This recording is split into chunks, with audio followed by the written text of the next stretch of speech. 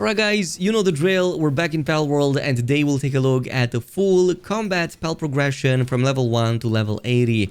From things that can almost one-shot early bosses to getting ready for your first raid, we have lots to talk about and let's begin. Of course, keep in mind that this is not going to be a full exhaustive list of all the Pals you can capture. Of course, there are many others. We're going to mainly focus on the ones that give the biggest advantages for every level threshold. So levels 1 to 15, I was actually running a whole pack of Daydreams and the Palworld. Daydreams have a very strong set of abilities. They pretty much linger all the time around you as long as they are in your party, and they deal dark damage. Every like 5 to 10 seconds, they deal a high burst of damage, and luckily that one doesn't reduce your target's HP below 1, kind of like having a Ring of Mercy baked into it. On top of that, Palworld is an amazing counter to Zoe and Grisbold, so with this setup you can easily counter all the way to the first tower boss, to the first like 11 to 15 levels, basically mowing down everything. And you can even use Palworld later down the line in melee builds for your character, although melee builds are not quite that strong.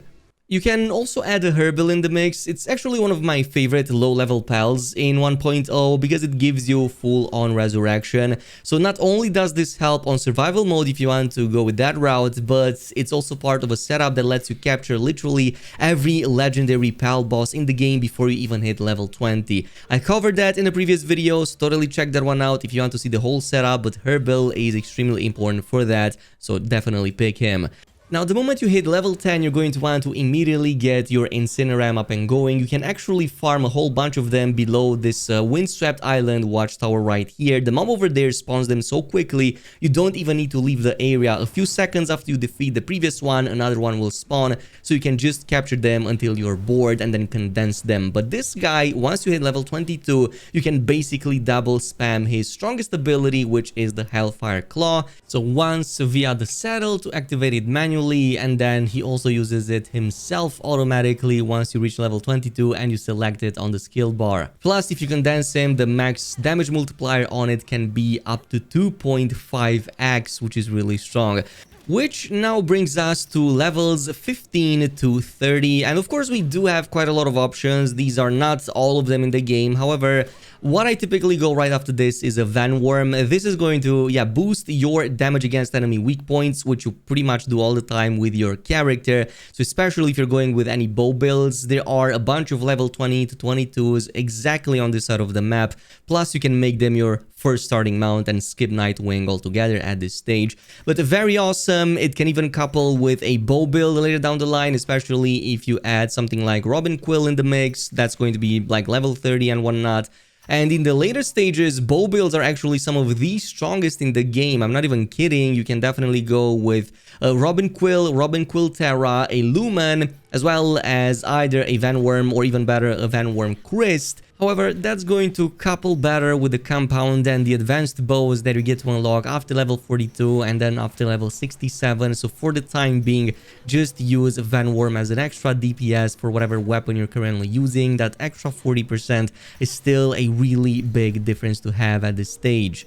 Now, besides this, we also have two very strong carries around these stages. Level 30 Blaze Howl is one of them, but you can capture him even at level 25. One of the very strong fire boss spells that will carry you from this point on. At around level 30, it unlocks its iconic Volcanic Fang ability, which is actually a really strong one, kind of like a Pounce or leap damage that deals fire, constantly critting over 1000, which makes quick work of most of the bosses at this stage. Plus, Blaze Howl will be very important a little bit later in the video as we use him to create Jormungandr Dignis for one of the raid encounters. So definitely aim for a strong Blaze Howl from early on and continue with him. Another one that's really strong but for electric damage is obviously going to be Grisbold right here in his secluded sanctuary number 1. But right at level 30, as you capture him, he immediately gets access to Tri-Lightning, which is one of the strongest lightning abilities in the game. Literally can, well, almost spam it, but it deals so much damage and it almost instantaneously stuns the targets. You have so much shock damage here that you're back-to-back stunning targets with somebody like Grisbold. Absolutely amazing. He's also quite a bit tanky, and yeah, he also has a pretty strong signature ability via the Lightning Claw. Overall, definitely recommended, even if you just use him for base spell kind of stuff, you know, generating electricity back at your base and whatnot. Now, technically, around level 30 is when you can also start creating another build, which is the Toko Toko and Ribbony build. This one only works if you were lucky enough and got a mutated egg via breeding and managed to get a heavily armored, well, in this case, passive skill on anything so that you can breed a Toko Toko like this, because that gives you immunity to explosion, meaning that both its Megaton Implode and regular Implode now no longer deal any damage to the Toko Toko, but it absolutely destroys any target in sight. This is actually much stronger as a setup than the other two. So if you combine this with a Ribbony, for example, in your team and condense that, you can further increase the neutral PAL damage on the bird even more. Definitely worth it. You can also use its regular ability, its partner skill basically launches grenades, and grenades have been massively buffed in 1.0, so you can also use that and then throw him with the implodes. Overall, it's been a crazy damage dealer at this stage, so totally worth it if you can get that passive for him. Which brings us to ranges 30 to 50, and there are some very interesting options that open up for us. The moment you hit level 30 to 35, I recommend immediately grabbing a Mole Drum. There are many of them in Mount Obsidian, especially the lava area, and this is literally one of the strongest new pals in 1.0.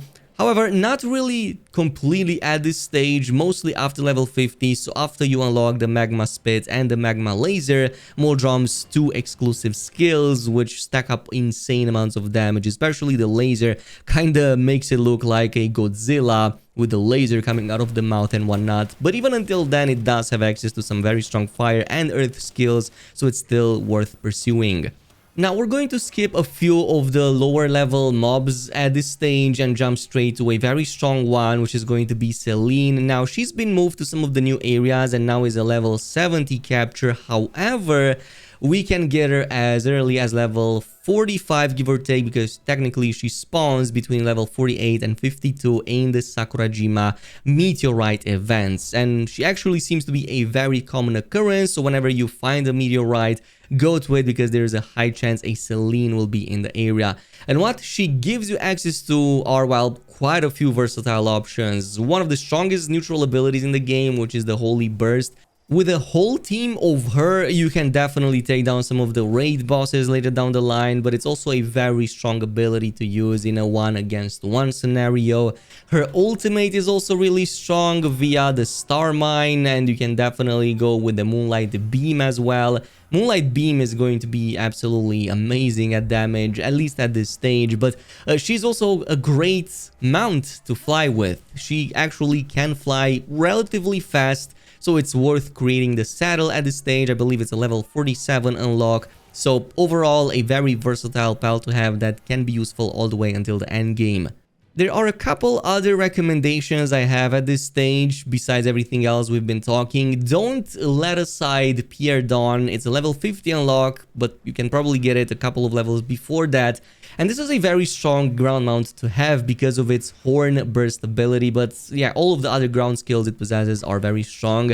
Horn Burst, on the other hand, is like literally busted right now. You can easily slash off 30-40% of a target's HP without even buffing it with a whole team. So keep in mind, the team I was running over here did not even buff mud and ground damage, just barely with the Tetrastera over there, but I could have definitely almost one-shotted this Stallion Noct over here. Now, theoretically, if you don't want to wait this long up until you get closer to level 40 and 45, you can squeeze in a Breloha in the mix. It's actually a very strong one to have because of its Deep Breath unique exclusive ability. This is actually one of the strongest at this stage and easily spammable with only 20 seconds cooldown. But what I didn't like about the Breath is that somehow it doesn't seem to always connect with the target, and despite them being in the range, it seems that it doesn't deal the full amount of damage, or maybe it's just the animation that is longer than the damage, well, dealt portion itself. I'm not sure if there's any bug to it, but when it does fully connect, it really slashes off entire percentages of an enemy's HP. So it may be worth it given the fact that it's also a useful one to have back at the base, as we're going to be doing a lot of breeding in this range as well. But let's keep on going because next range is going to be 50 to level 70, and this is literally the most interesting leveling stage because we have so many strong options. It's very hard to pick a few of them, so we're gonna start with the ones that will give us the highest chances of success.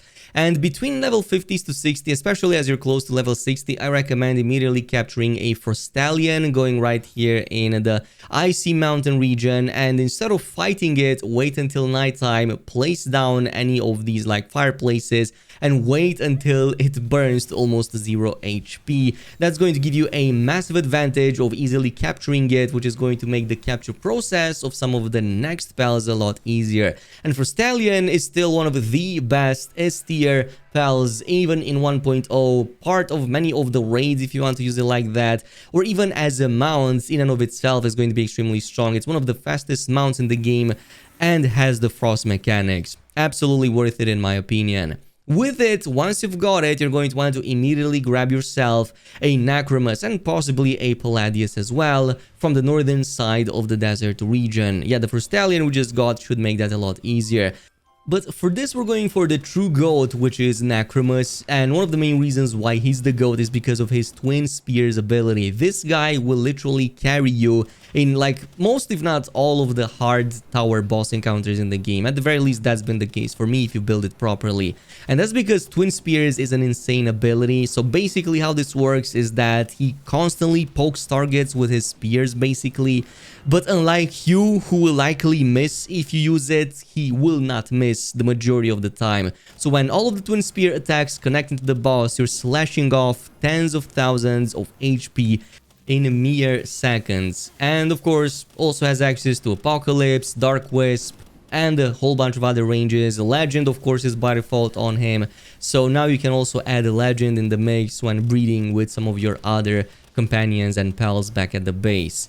Now, also around level 55 is when we're going to go ahead and grab a Jormuntide. Jormuntide is actually a really strong water pal to have at this stage if you're missing one, but we're going to actually use it to combine it with the previous Blaze Hull we got at the breeding pen to get a Jormuntide Ignis. Now, why do we want Jormuntide Ignis at this stage? Well, because it's one of the best spells, at the very least against the regular Bella Noire Libero, which we're going to fight at this stage. In her regular boss encounter, she's only a level 45, so theoretically with a level 55 Jormuntide Ignis team, we should be more than capable of taking down both of the phases. We have both the fire as well as the dragon damage against her. As an alternative, you can definitely go directly for Astigon instead if you want to, or maybe even combine both of them. That's going to also be useful for mining back at your base, as it's one of the best miners in the whole game. Both of these can work just fine depending how quick you want to jump into the raid itself. Whichever of these two pals you use to take down Libero, you're going to still want to hatch her eggs and basically start the whole breeding process to get the perfect one. She's likely not going to shine until the super late game, once you get a whole team set up behind her to massively boost her power and specifically her Nightmare Stare. That's going to massively help you in the hard difficulty tower bosses, which you will need for expeditions anyway to unlock better expeditions with your pals. So totally worth it, and she's also an amazing pal altogether.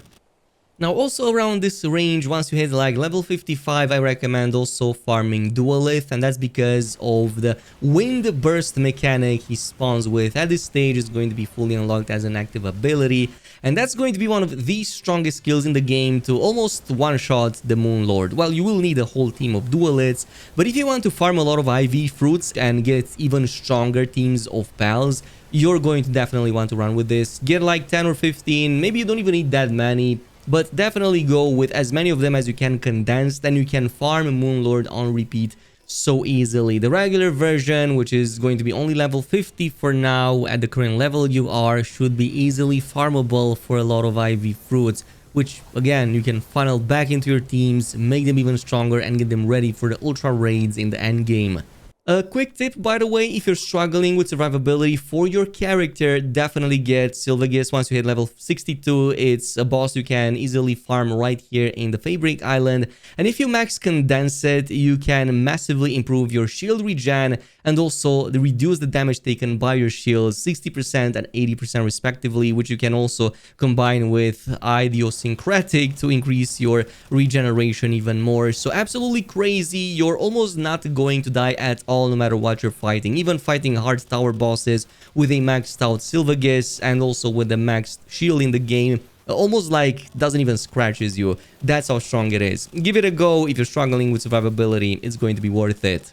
Also, around this level range of 60 to 70, you're going to want to start leveling up some of your other pals, and you want to do it quite as efficient as you can. Case in which I recommend getting an Omascul, also level 55 to 60 in the Fabric Island, abundant during nighttime. If you max condense this, it boosts your XP rate for everybody in your pal team by 80%. Which, of course, you can then combine with the growth acceleration bell from earlier to plus that to another 50%. So that's going to be a massive boost, and it's going to be helpful even in the late game. Now, of course, keep in mind that if you're going to want to boost your pals to level 80, the first 68 levels will go pretty much in one fight, but then it's going to drastically fall off because of the XP rate requirements. As you can see, after level 68, pretty much every fight only gives me one level, and then it drops off even more as we're getting closer to level 80. But it's still one of our best options, so we don't really have a choice, we still have to do it. Which finally brings us to the level range of 70 to 80, possibly the most abundant when it comes to team buffers. We pretty much get massive amounts of damage bonuses, even from just 3 pals in the World Tree map, and the 3 of them I'm going to talk about are Orzhirk, Celestir Noct, as well as Solan, all of them buffing up your party in completely different ways. So for every team in which you have a primary DPS dealer, especially when it comes to tower bosses, you should always have an Orzhirk with you. They are very abundant in the World Tree map. You only need to condense them to 4 stars, and they basically give you a 150% damage and defense increase once you reach the full 30 stacks. You don't need a high rate of fire weapon, so either using an AR or basically just using any of the drone launchers or even the Terra Prisma, and you should have plenty enough to get that buff stacking constantly and get your team buffed to 150% in both damage and defenses. That's already going to be a massive increase. Another one that does something similar but at a cost is going to be the passive from Celestir Noct, which is called Blessing of Chaos. So when maxed out, it will provide an 80% bonus to attack power to any pal fighting alongside you, although coming at the cost of gradually depleting its HP as well. But because we have abilities like Immortality and Vampiric, we can more than mitigate all of that damage over time to the point of being almost negligible at best. So in this case, it's an amazing ability to combine with that of Orzhirk's to massively boost the attack power of any primary damage dealer, especially in hard difficulty tower bosses, but it can go beyond that as well. For the player side, on the other hand, if you are planning to boost up your attack damage, let's say for example you're going with that bow build I was talking about in the early part of the video, Solan is going to be your go-to, pretty much completely replacing Gobfins, essentially giving you an 80% attack damage bonus to your character as long as all of the pals in your party are of different species, which more often than not, because of how 1.0 works and how many synergies there are, you will likely have anyway, so you will almost always benefit from Solan's bonuses on top of everything else. Now we can't forget about Panthelus either, which you can also get via his level 70 mission on the way, and a cool thing about Panthelus is that if you place him in raids, he can totally do raids by the way, and since he's pretty much high up in the sky, he rarely gets targeted or gets hit. I'm not even sure he can get hit, although I've seen him with low HP at the end of a very strong raid like against Hartalis and whatnot.